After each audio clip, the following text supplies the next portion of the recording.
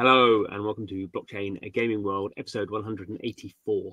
I'm your host, John Jordan. Don't forget to check out my daily email. You can find that at gamestx.substack.com. In today's episode, I'm talking to Daniil Shcherbakov, who is the CEO at TonTon Games.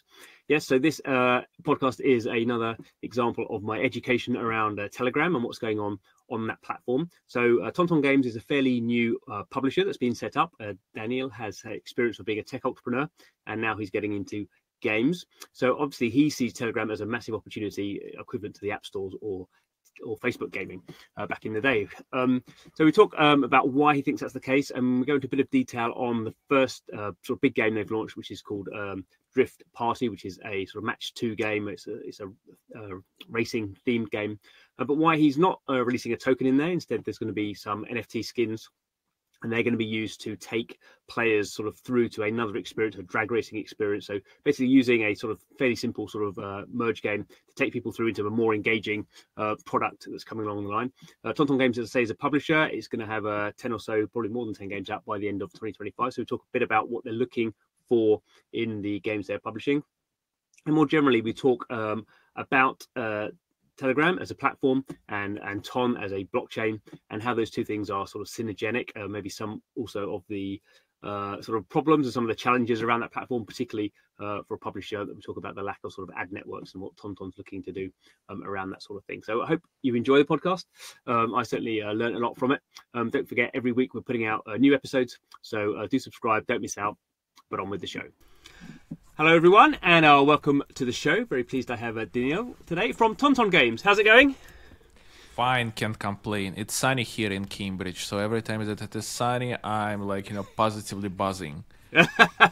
Good.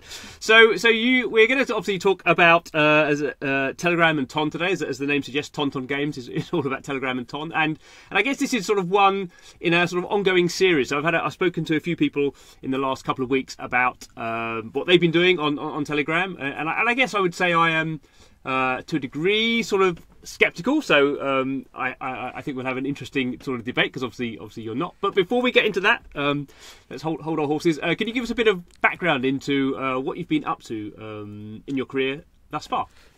Sure, with greatest pleasure. I have been responsible for launching Eastern European startups on the Western market, specifically United Kingdom and United States, for over a decade now. So previously in my career, for instance, I have been responsible for launching marketing platform Radario on the United States market and UK actually, and we ended up being integrated as a white label into the Eventbrite, the biggest ticketing platform worldwide.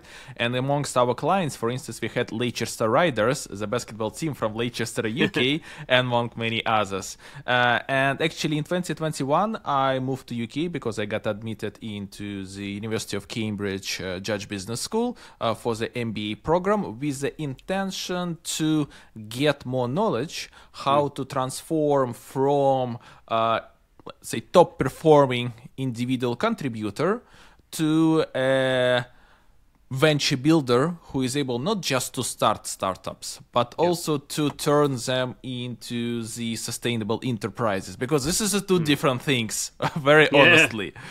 And basically, it's like I have always been also passionate about the knowledge sharing. I am a mentor in Barclays Eagle Labs across the UK, also University of Cambridge, London School of Economics. It's a passion for me to share knowledge as much as actually gaming. Also, my wife is not very amused about it, that I'm constantly buying games and pushing me to sell those that I finished and don't really get why I'm keeping them, saying that we are renting a tiny apartment for all of your collection, but I'm resisting.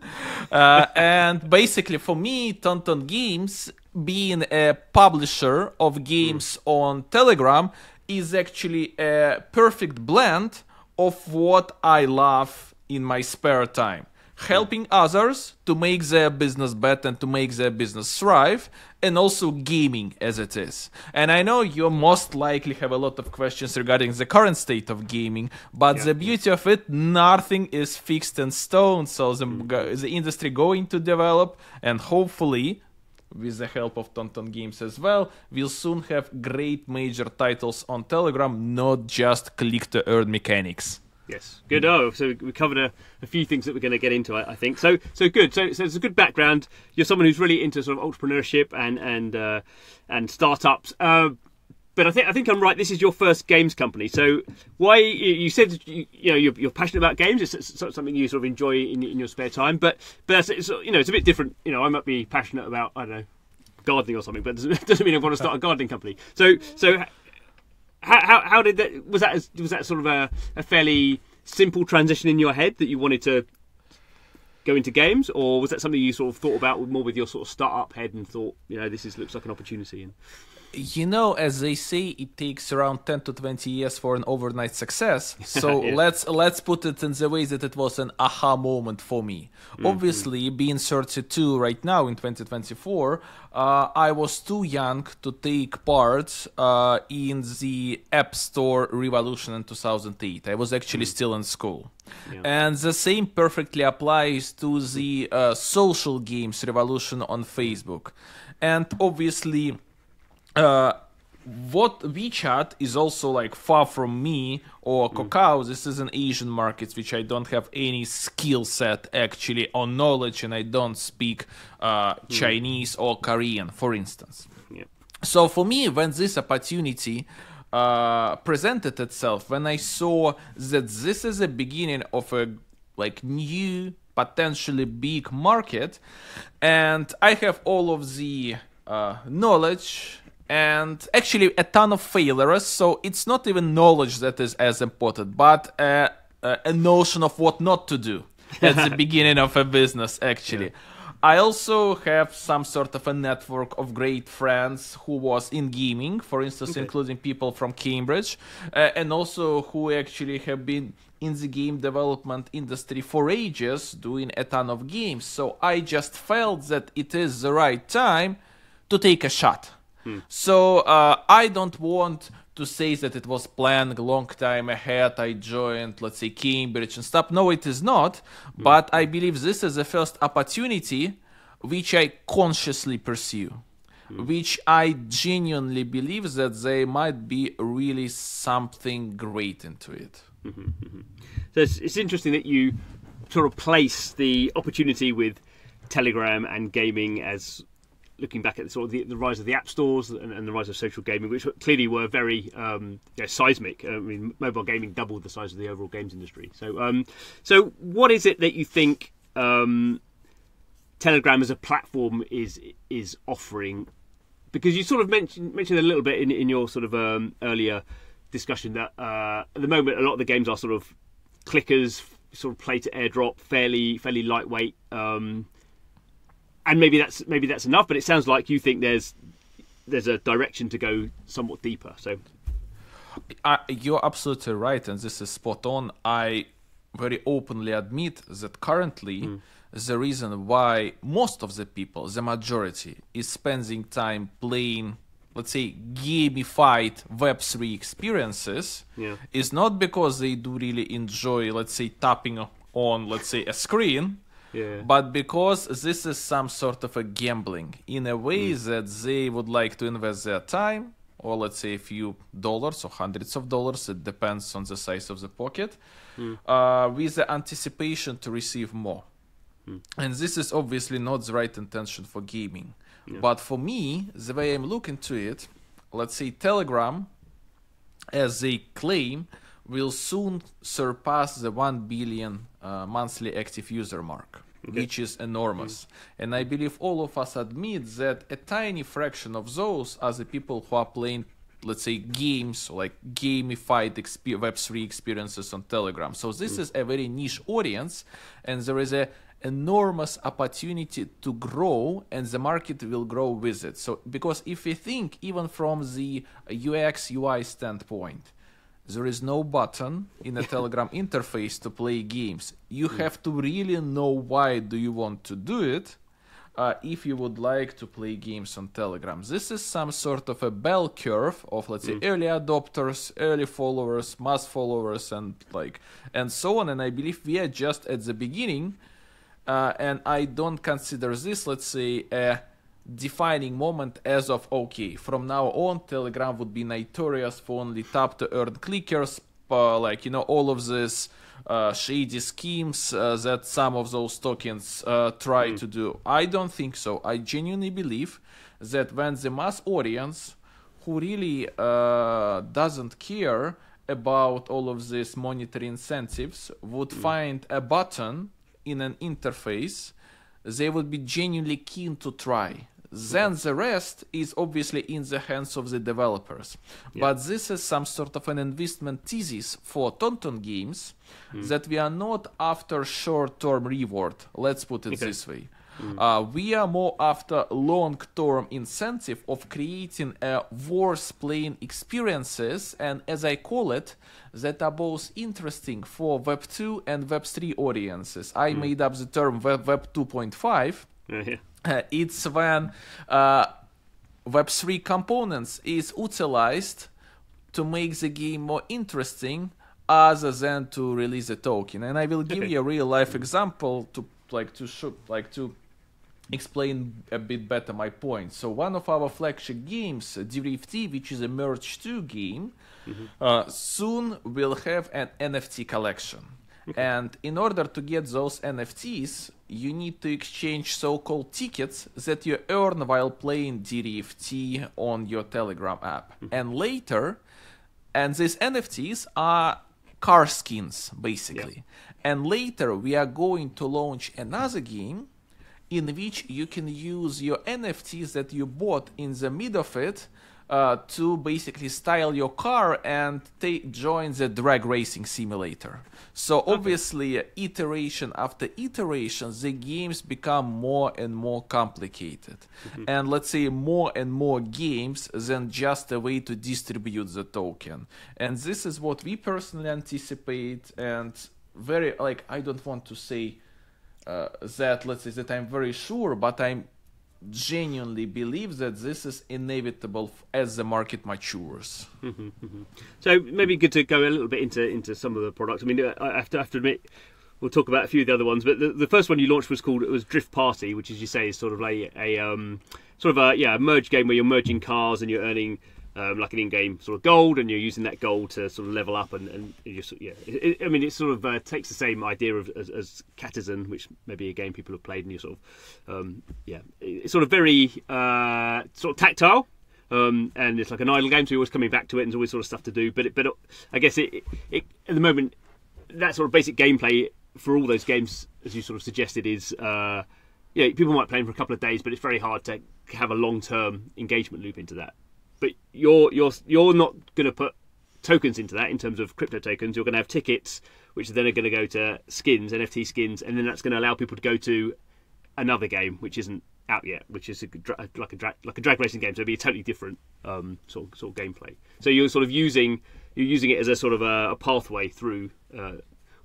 So you think for all the games TonTon does, Web3 will be a sort of key element to that long-term sustainability? The way we look into it, for instance, we do not push all of our games to have tokens. I'm not talking about launching tokens, but to have tokens in the first place, because we genuinely believe that talking for the sake of talking is path towards nowhere, or at least it is against what we are building. Because there are other, as far as I'm concerned, let's say, publishers who are focusing more like on tap-to-earn mechanics only, and this is also a business model. I don't want to say anything against this approach, but what we do believe is that the game should have a real need for token to be launched. In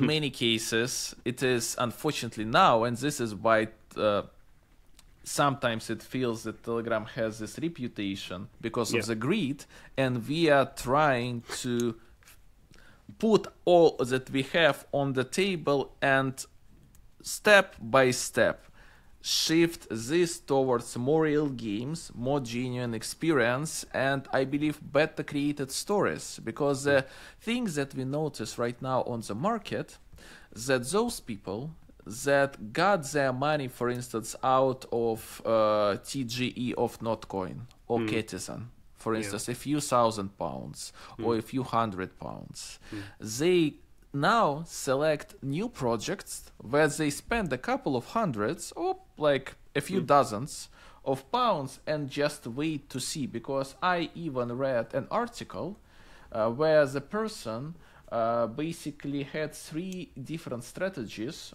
on playing those, let's say, first round, let's say first wave of games, where he just play a single game, he donated a little, and then he donated a lot and did not play at all. And the main return on investment one was on the donation one. So it's, and this is what we see that, but in our games, it is not just enough to donate, and we do this intentionally. So this is like a very slow, but still we believe a growth loop that the market and the players matures with the games themselves.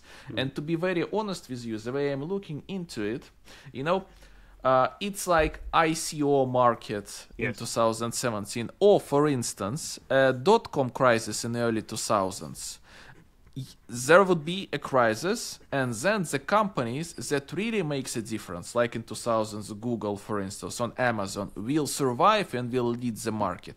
And we are trying to project ourselves in this way, to build a sustainable business with real need, instead of just going after monetary rewards in the short term. But I guess one of the interesting aspects for some of those games, is that, as you say, clearly it's because people are trying to get higher rankings in the airdrops. Is some of these games, I mean, Catizen is the best, is sort of the prime example, is saying it's generated, I think, you know, multiple millions of dollars worth of in-app purchase using the Telegram Stars in-app purchase system. So I guess that's been the interesting thing, where obviously a lot of people are not spending money and just, sort of, as you say, sort of just tapping away every day in the hope of getting a few pounds. But some people clearly are investing, you know, I guess some wallets are investing thousands of pounds. And I guess that's something that, to me, it was sort of a little bit surprising. I mean, I don't know what you found with your games. I mean, obviously you're saying you don't really want to sort of manipulate people into spending a lot because there's no sort of airdrop coming. But how are you finding those sort of, you know, aside from the crypto stuff, how are you finding Telegram mini games as just sort of in-app purchase economies? I mean, do you think that's also like a sort of you know, is that an important revenue stream ongoing? So, for instance, for us, I will give you an example of DRFT Party, because it was our first game, and you know, like, it's so loud to say that, but actually we launched it just in August 2024, so it's just not that long. Yes, a few months on the market. But even currently, it already generates 4 figures daily revenue in pounds, which is, I believe, a healthy number. Is it, let's say, this like Catizen level? No, it is not. But at the very same time, what we should also understand, that first of all, I genuinely believe that the guys did a great and fair job, and I didn't really see a lot of negative sentiment regarding their token generation event. Obviously, there were some people that are sad, but overall it was positively buzzing, let's put it this way, at least based on my understanding of the situation. But what we should understand, when Catizen was in, it was a completely different market. So literally 2 months ago, 3 months ago, or even half a year ago, it was like day and night. Market matures way faster than we can really imagine, or a way it was improving, let's say, back then in 2008. You know, I will give you a very strange example, but I believe it is accurate. Having been said that I'm a gamer, I want to have to say that I'm guilty, and I played in my life a lot of World of Warcraft. And actually, I'm old enough to play vanilla World of Warcraft on official servers. So back then in 2005, 2006, when it was launched. And I also played the World of Warcraft Classics that was, I believe, released in 2019. And it was the same game, but people come much more advanced in tactics toward raids and stuff. So they basically master something that took in 2005 a month in hours. And I believe now this is what we see with the market. It matures much faster than you could really imagine. And you have to adjust your strategies all the time, and as well as your expectations. and because the audience also wants better and better experiences. And answering to your question, I sorry for having a bit of a detour, regarding the in-app monetization, I genuinely believe, and even we see with our other games who also started to generate money, that it is possible in a foreseen future to live just out of the monetization. Because even if we use DRFT, yes, we say that we're going to have an NFT launch, but we are not trying to, let's say, put it everywhere in the application, so to push people to spend more. So we are not after this, let's say, shady techniques. We are not out of trying to push people to get the money out of their pocket. In fact, we feel ourselves pretty proud that last month our game got into top 10 grossing apps on Telegram officially in the ranking list. I believe it was number 8, and it was very funny in a way that our app at that moment was 1.2 million monthly active users, while all of the apps around was at least 5 to 7. And I think this is also speaks itself, that the fact that we are trying to nurture our users, that we are trying to like build a sustainable enterprise. It's a rough ride, and also like sometimes you feel that you are missing some great opportunities, but at the very same time you do realize that you are here for the long run. Yeah. Okay, that's good. We've spoken a lot about Drift Party, or whatever you call it, which is your first game. But as I noticed, we sort of spoke a couple of weeks ago, and you seem to have launched a lot of games since. So do you want to spend a bit of time? You know, obviously you are TonTon Games is a publisher. I don't think you're developing anything yourself, so you're publishing. So how are you approaching publishing? I guess there's already hundreds of Telegram games out there. I think you're saying you're getting dozens of companies approaching you, on a weekly basis. So how are you sort of sifting those and choosing them? And I guess over time, would you go into development? How do you sort of see that relationship? So, as you absolutely rightly mentioned, we do not develop any products internally, and this is also a choice, because I believe we should draw a fine line between developer and a publisher, and in order to stay, let's say, cold-hearted, you don't have to have a darling inside that you do develop. I think this is also a very important reality check. The way that we go to the products, we are actually internally develop a strict set of rules regarding how do we select the projects. And to name a few that I believe might be interesting for the audience, so for us it is very important to have a proper web3 narrative for the game. Not all of this general stuff saying, oh, we're gonna launch tokens. Like, we are not after dreaming. We would like to see the teams that are mature enough, that are, let's say, not trying to sell umbrellas under the rain, which is great, but we are after a different thing. Tech-wise, for us, it is very important that the game is developed on HTML5 instead of, for instance, Unity. And I have to say very openly, for instance, DRFT Party, I genuinely believe, is one of the best, if not the best, looking games on Telegram available now, because we do use Unity. But it also shots back in a way that our load times at the first launch is a bit longer than if it would be on HTML5. So this is always some sort of a constant debate regarding what is better and what is not. Also, we really are after the design element. If we genuinely see that the product is just generated using AI and ChatGPT, and you feel that it is very, secondary, let's put it this way, that people here are just like soy and success of, for instance, Hamster Combat, and now they have, instead of hamsters, I don't know, cockroaches. Why not? Or any other insects or animals. So this is also definitely not for us.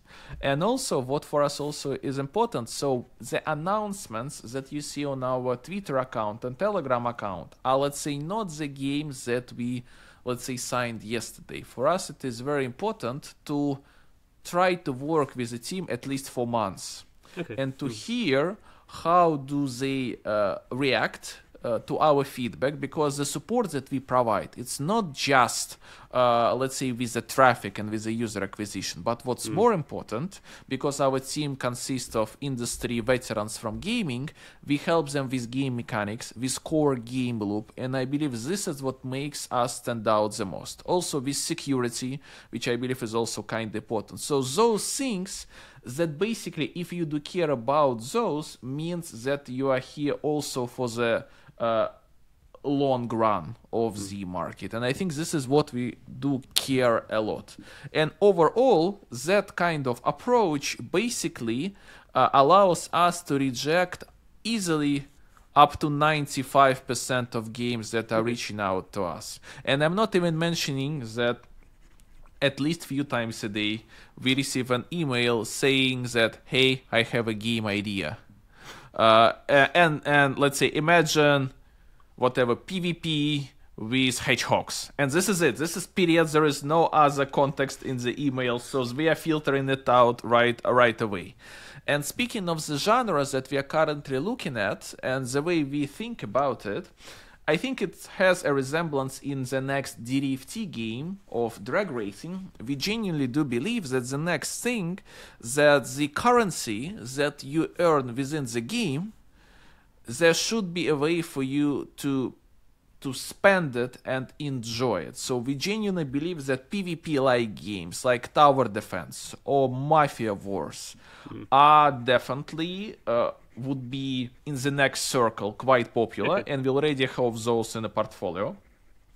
We genuinely believe that the games like, for instance, Subway Surfers, so runners basically, should be also quite popular. So, as I mentioned, it is not that hard to understand those cycles if you look back past. But the genuine idea is that it is an interaction between the users. And at the very same time, what I have to mention, it is not enough to take a Web2 game, even a successful Web2 game, and put it on Telegram and expect money to grow on trees. There is no audience currently for that. It still should have a proper, well-developed Web3 narrative. Without it, people won't play it, at least the people that are playing now.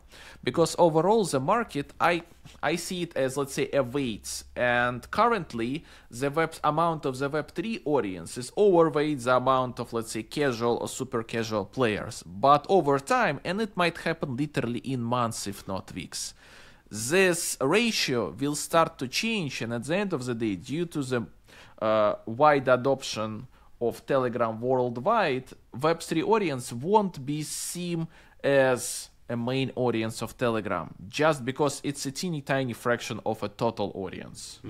Okay.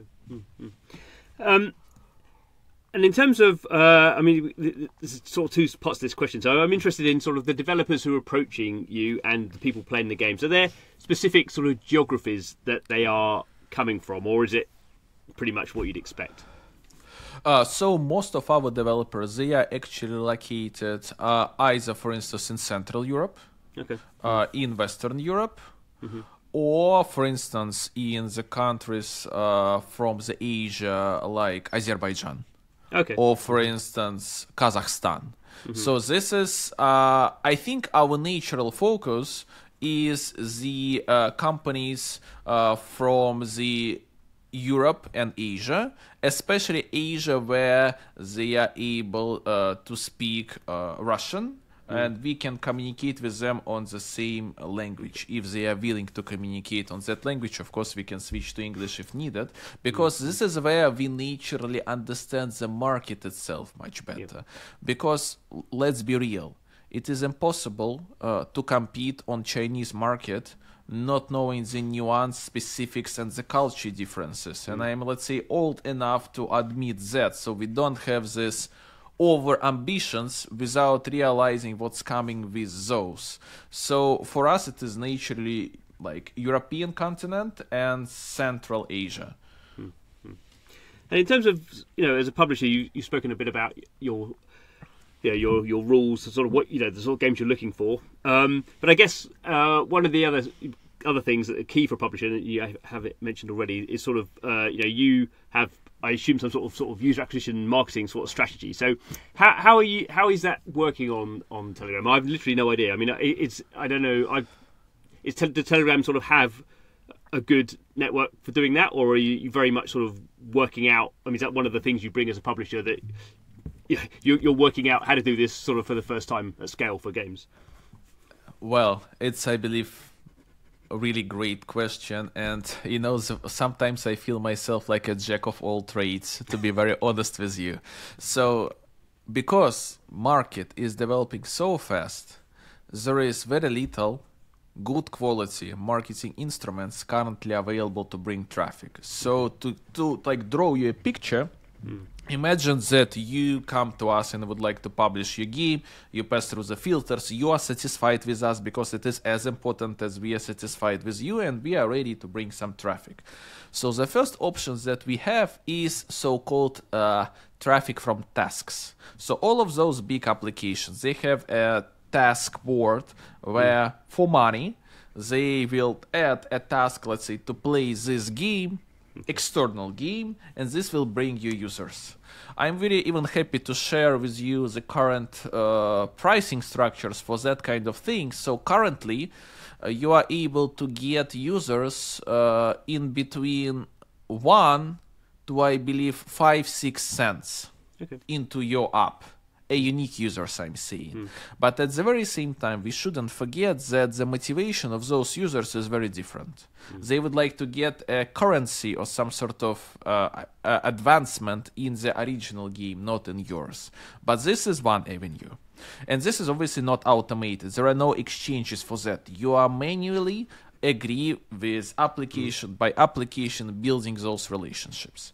There are agencies that are trying to do that, but under the hood they are doing exactly the same thing, but also adding a margin. There are also ad exchanges, third-party ad exchanges, for instance, AdsGram, or also like Tap Ads and many others. And this is also a source, but the platforms themselves is very early in the stages of development. So I won't bring up names, but very recently it was impossible on one of the platforms to minus your application from promotion. So it was very often when you see the ad for your own game in your own game.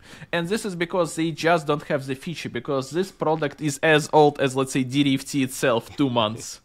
So it's just being developed. You could get traffic from that, but very little targeting options. And this is, I believe, the growth issue other than anything else, other than it is impossible to do something else. Then the third option is launching the Telegram ads themselves. So this is an ads in the groups, in the chats, and this is also a source of the users that might be more motivated to test out your game. And this is actually one of 2 sources of acquiring users that might have never heard about Telegram games. So this is about the enlarging the funnel, and this is why I like this channel. And the last but not least is all about the users from another sources, whether it is Facebook, whether it is Instagram, TikTok, and this has actually has a two-way street. It might be either ads themselves or a viral content.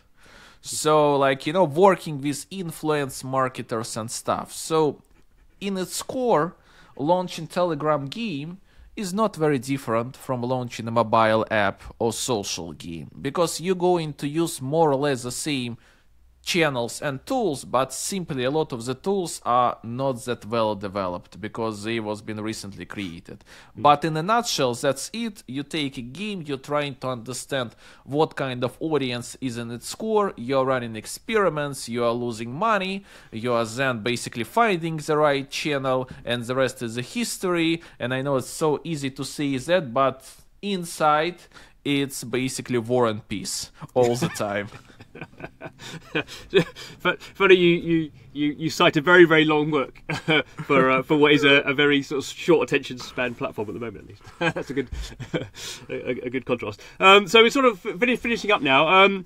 Obviously, as we've as you mentioned, a lot. This is moving incredibly sort of quickly, so hard to predict anything at all. But I guess at least in terms of the levers you have control over, which is the games you're publishing. How many games are you looking to sort of publish by the end of the year? So in the next sort of 3 months or so, and are there any other sort of metrics or KPIs that you're sort of looking for towards the end of the year to sort of see the maturing of the platform? As we mature, as much as the industry matures, we actually plan to release up to 10 more games by the end of the year. Okay. But at the very same time, we are also switching gears and to focus more on the projects that we already published, to start to understand who are, let's say, the top performers, who are the middle ones, and who are not meeting the expectations. Because in a nutshell, the publishing business is not far different from, let's say, venture capital, when even the top tier venture capitalists are losing up to half of their investments, and this is absolutely fine with us.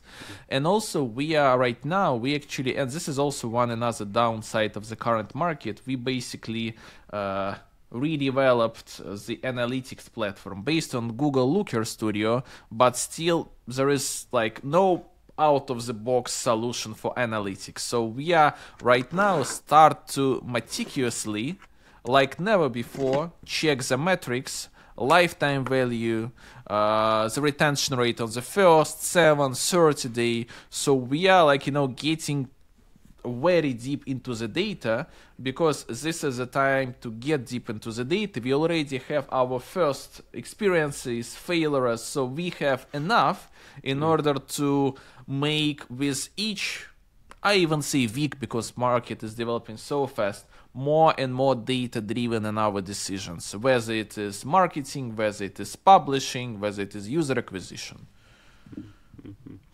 I'm tempted to ask you this question, and I will, but I'm happy for you not to answer it. Can you give us is there any rough sort of metrics you can give around retention? Because I guess that's the one really interesting thing for Telegram games, that is, you assume that the retention rate is going to be pretty awful compared to, say, mobile games, but who knows? I don't know. Maybe I guess it drops off a lot at the beginning, but maybe the long-term retention's about the same. I don't know.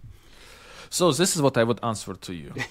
If you will find the great audience who are genuinely playing your game, your retention would be higher than in mobile market, because it is easier to play and people spend much more time using Telegram or any other messenger than basically a single game specifically. And this is what we genuinely see.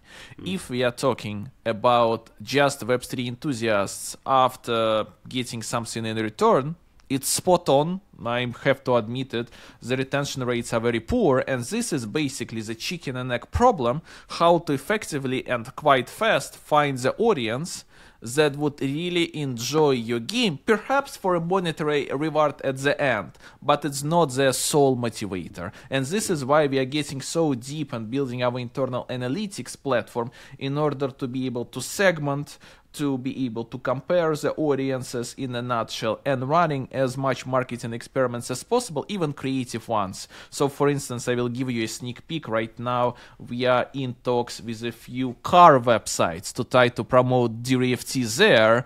And also our another great idea is try to promote, for instance, DRFT in crypto wallets. So this is very different audiences. They have nothing in common. I believe there is a chance that people on the auto website might not have even heard about the crypto stuff and so on, but it is all about, after doing startups for over a decade, this is how I genuinely believe that startup really fails, is not when it is out of money or when founders has a lot of youths, but when it runs out of hypotheses to test. And gosh, I have to tell you, we have a ton in our backlog. Good. So positive for TonTon Games, at least in terms of your hypotheses to test over the next few months. Thank you so much. That was really good deep dive into Telegram. I feel like my skepticism is slowly being washed away by the more Telegram and Ton people I talk to. So maybe that's positive as well. But thanks so much for your time. Thank you so much, John, for having me. And thanks to you guys for watching, listening to the podcast, however you are consuming. Remember, every week we are putting out new episodes, talking to the people who are building out all manner of blockchain games, everything from Telegram to massive MMO RPGs. So do subscribe, don't miss out, and we'll see you next week.